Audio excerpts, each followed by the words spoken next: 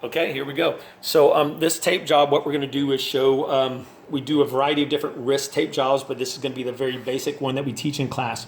We're teaching this tape job where we're going to use a fan concept in order to prevent the hyperextension of the wrist. All right, so have the athlete start off like this, and then for the sake of my model, I'm actually not going to spray him here real quick, but we definitely go ahead and all things considered when we do our tape jobs, hand position. Also on this one too, I like to have the athlete sometimes like stick me in the gut. I have them make like a claw and stick me in the gut while we're actually doing the tape job, so their wrist is not, or arm is not, floating all over a space when we're trying to put the tape on. So again, we'd spray the arm and wrist and hand and everything with tough skin, and then I would apply just a very thin layer of pre-wrap, and I kind of look for that area like where I'm gonna stop, where referred to as where the forearm muscles start to taper down. So if the athlete's not like extremely hairy, well then of course I want to go ahead and secure my tape to their skin directly.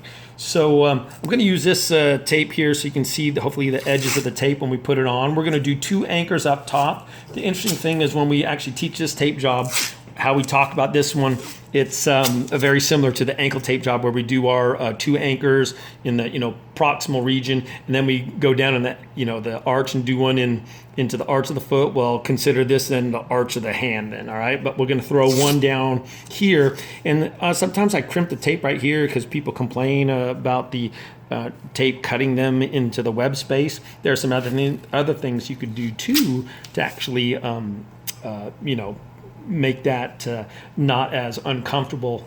So but we've set up then our boundaries, and then what I do here is I want to measure out a fan.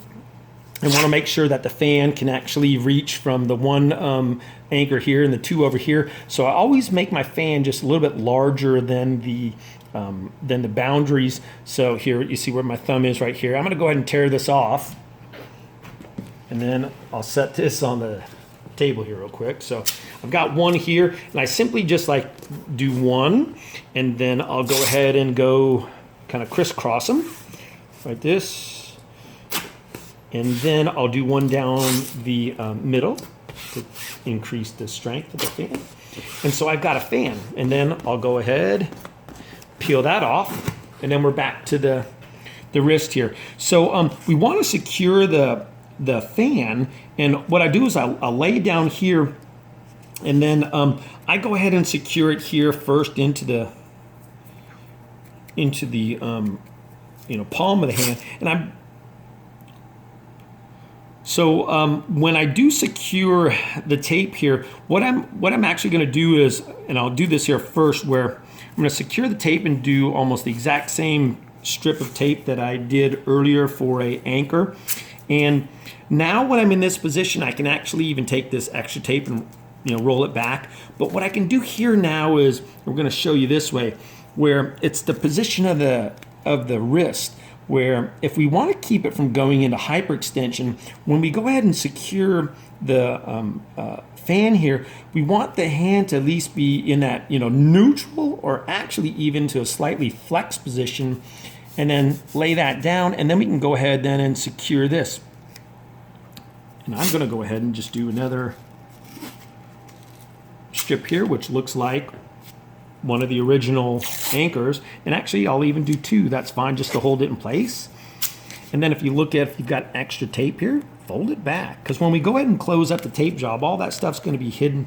But in reality, this is kind of like the force, or the tape, that's going to try to keep that wrist from going, well in this case we'll look at Jarek's here, to keep it from going back into that hyperextension. Okay, so what I try to do here now is just add a little bit more support. I'm going to go ahead and flip his hand over this way, have him stick me in the gut, and then I'm just going to do, it's a figure 8, but sometimes it even becomes a figure 8.5, and it really doesn't make a difference which way you go. So I'm starting this way. I'm going to come up through that web space, and I know when I do that web space, I'm actually going to catch that extra tape that I folded back there.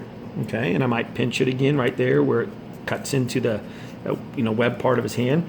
So I've done half of the figure 8, right? So I've crisscrossed over the wrist joint, and now I'm kind of just coming back to where I started, and then I can just tear it off there, okay?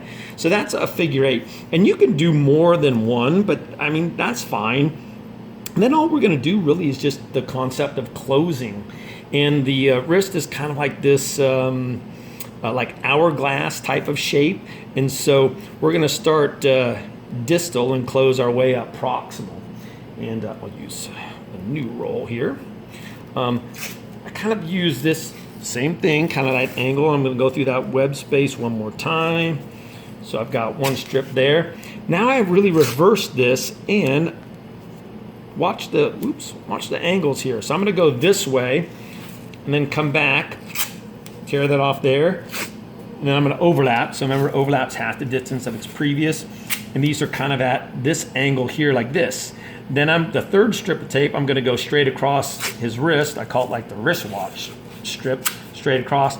And then how those first two went like this, and then that third one was here, and now the other one's gonna start to angle in the opposite direction. I'm gonna angle up like this with my fingers here. So I'm gonna overlap here, and do that 1, 2, and I'm catching that extra tape down there. Might even get a fourth one in here, so 3, and yep, and then we'll do another fourth one just to kind of tie it all into, and there you go. So that's really kind of our generic, basic wrist tape job for preventing, hyperextension, okay?